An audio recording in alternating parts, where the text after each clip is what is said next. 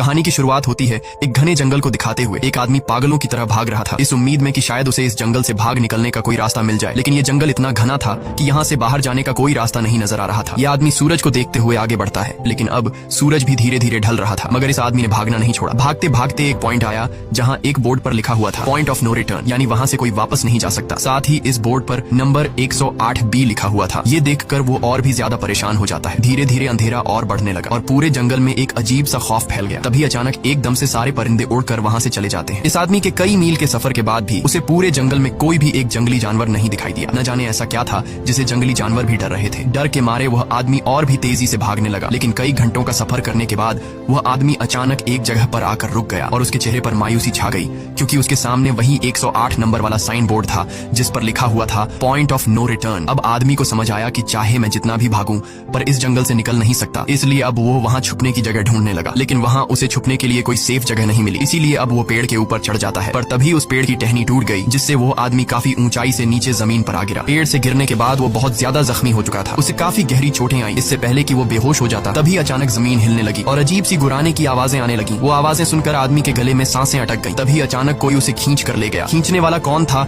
ये नहीं दिखाया गया, लेकिन हमें उस आदमी की दर्द भरी चीखें सुनाई दी गई। इस इंसिडेंट के 6 दिन बाद हमें शहर में मीना नाम की एक लड़की को दिखाया जाता है जो एक बर्ड शॉप में काम करती है। तभी उसका बॉस आता है और मीना को एक गोल्डन पैरट को शहर से दूर एक जू में डिलीवर करने का ऑर्डर देता है। मीना बॉस की बात को मानते हुए अब उस पैरट को डिलीवर करने जाती है। मीना गाड़ी में बैठकर अपने मोबाइल में उस जू का लोकेशन सेट कर लेती है और अपने सफर पर निकल पड़ती है। शहर से बाहर निकलने के बाद वो एक बोर्ड पर बहुत सारे लोगों के मिसिंग फोटोज देखती है, यानी वहाँ पर कई सारे लोग गायब हो चुके थे। लेकिन मीना उन पर ज्यादा ध्यान नहीं देती और आगे बढ़ने लगती है। आगे बढ़ते दौरान मीना शॉर्टकट लेते हुए जंगल के रास्ते से गुजरती है ताकि वो जल्दी से इस पैरट को जू तक डिलीवर कर दें, और वो पहुंच गई जंगल के बीचों बीच। ये वही जगह है जहाँ हम पहले एक आदमी को गायब होते देख चुके हैं। वहाँ आकर मीना बुरी तरह से फंस चुकी थी। वो अपने मोबाइल पर मैप देखती है, लेकिन वहाँ मोबाइल के सिग्नल नहीं आ रहे थे और उसके कार का रेडियो भी काम नहीं कर रहा था। मीना अब वहाँ से वापस निकलने लगी, लेकिन अब उसे वहाँ से बाहर निकलने का रास्ता समझ नहीं आ रहा था। थोड़ी देर बाद मीना की गाड़ी भी खराब हो गई। मीना गाड़ी से बाहर निकलती है और उसे सामने लगा हुआ वही पॉइंट ऑफ नो रिटर्न वाला बोर्ड दिखाई देता है। मीना को कुछ समझ नहीं आता, इसीलिए वो पैरट के पिंजरे को हाथ में लेकर